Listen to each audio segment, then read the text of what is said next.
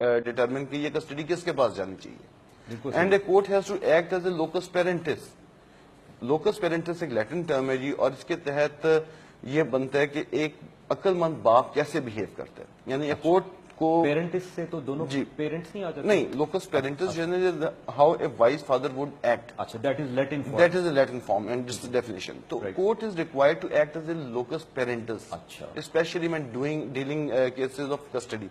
اور there are multiple judgments of the Honorable Lahore High Court on this subject کہ یہ عام cases نہیں ہیں, یہ پراپرٹی کے کیسز نہیں ہیں, یہ لین دین کے کیسز نہیں ہیں. These are the cases which are revolving around human sentiments, human beings کے کیسز ہیں, ہیومن لائف کے کیسز ہیں. And they should have to be taken on superior foundation and they should be dealt with utmost care.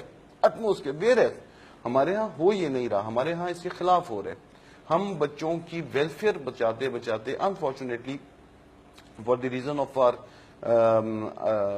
ہماری shortcoming ہے کہ ہم course کو سمجھانے میں ناکام ہو جاتے ہیں کئی دفعہ کہ جی یہ بچے کی ویلفیئر نہیں ہے یا بچے کی بہبود کے خلاف ہے.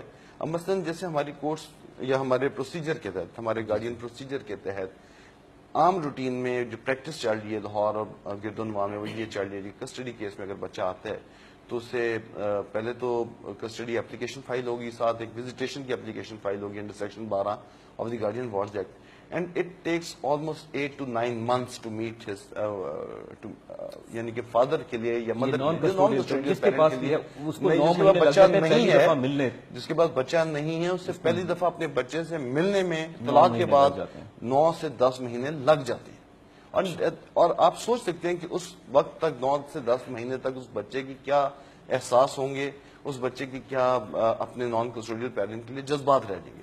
اور پھر جب وزیٹیشن الاؤ ہوتی ہے, جب ہماری عدالت الاؤ کرتی ہے, تو وہ وزیٹیشن ہمیں عام طور پہ نان کسٹوڈیل پیرنٹ کو الاؤ کرتی ہے with in the court premises for 2 hours, once or twice. وہی میں آپ سے پوچھنا چاہ رہا تھا کہ لیٹس کم ٹو دا